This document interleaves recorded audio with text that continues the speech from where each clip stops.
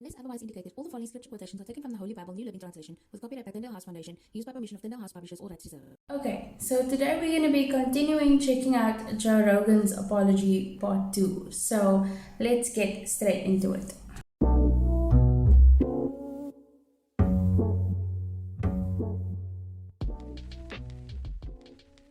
Hi, how y'all doing? I'm Peachy Pie. Welcome back to my channel. I hope that you are having a good weekend and taking care of yourself. My nails are dry and finally painted. I think they could use another coat, but that's neither here nor there. But anyway, so yeah, for some context, right? I'm gonna pop a clip that I found on TikTok of Joe Rogan talking about this Planet of the Apes experience that he had. And for some context, because it's gonna really play into the second part of his apology, what happened was he and his friends were going to the cinema, or wanted to go to the cinema somewhere, and wanted to see Planet of the Apes, and discovered that the movie was playing in a certain neighborhood, and they got their driver to take them to that movie. And when they got out of the car, they realized that it was a black neighborhood. So yeah, so that's the context for this clip, and we'll take a look at the apology after. Okay. And it says, okay, take me to this one. And the guy goes, okay. I goes, is that in a good neighborhood? He's like, oh, yeah. Guy barely speaks English. He takes us there. We get out, and we're giggling. Oh, we're going to go see Planet of the Apes. We walk into Planet of the Apes. We walked into Africa, dude. We walked in the door, and there was no white people.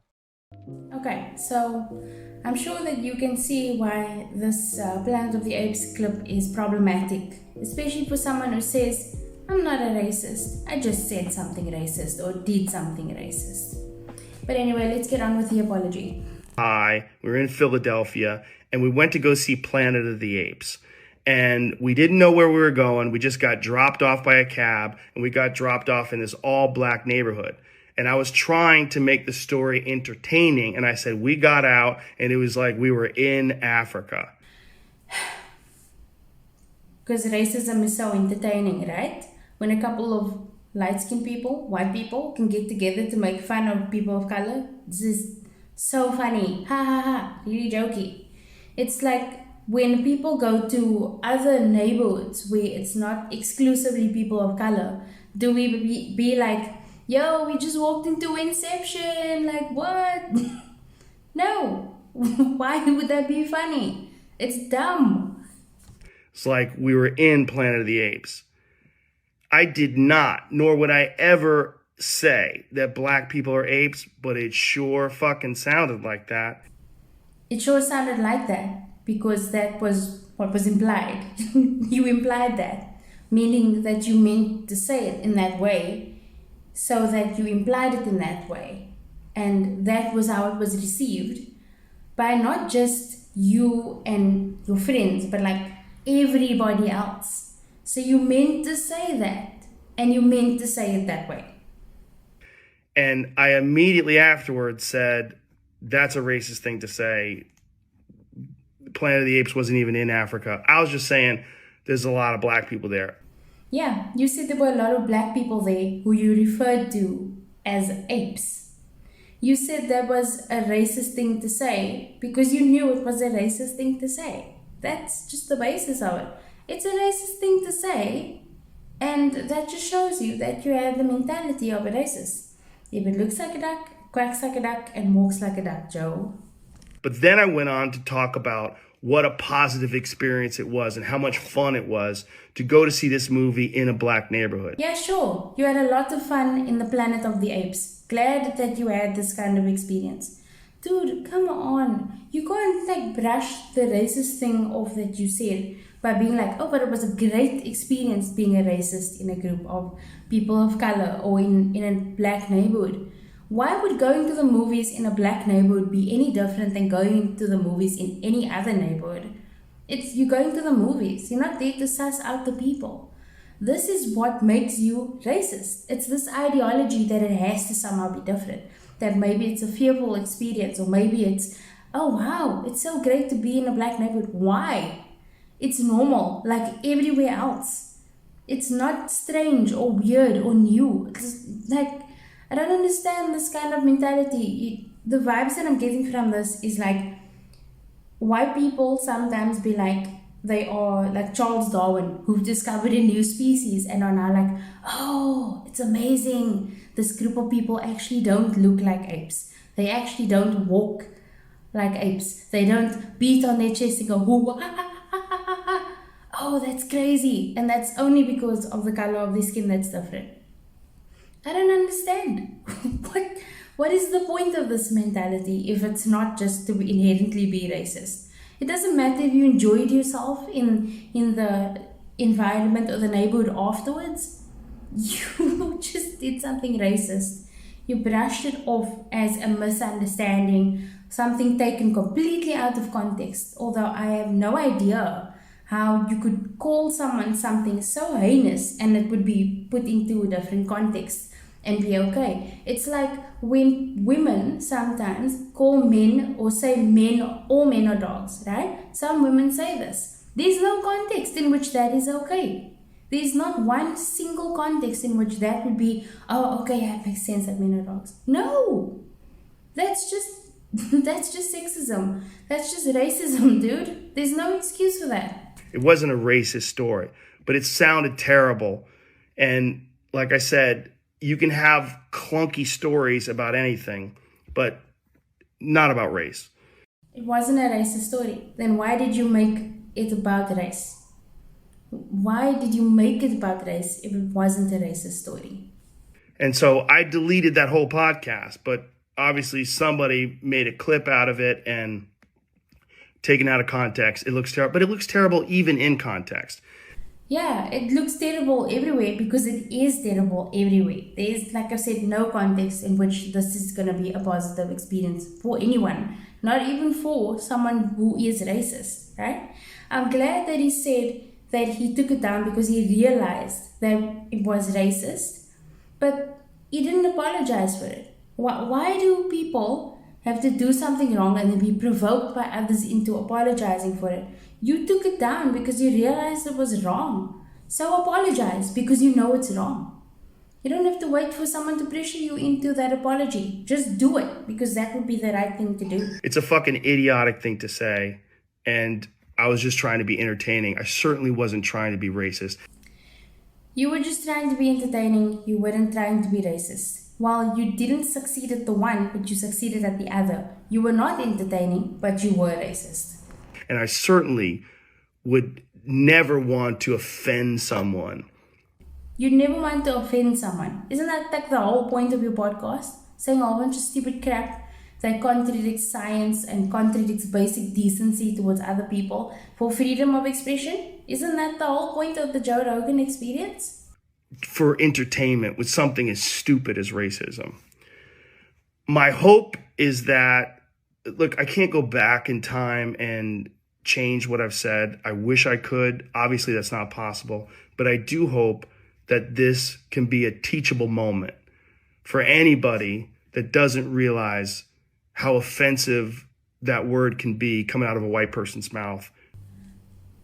This needs to be a teachable moment for you, Joe. Let this be your teachable moment. Because unfortunately, even if you don't want to acknowledge it, you don't think it, you don't want to associate yourself with it because you're afraid of the backlash. My dude, there's some racist thoughts going on there. That's a racist mentality, and unfortunately, when you have a racist mentality, you tend to do racist things, and that makes you racist, man. Come on, man. Seriously. I can't get over how people are afraid to say, yeah, I'm a racist, but they'll do racist things. There's more fear in saying that they are racist than there is in the actual action of doing racist things. In context or out of context. My sincere and humble apologies.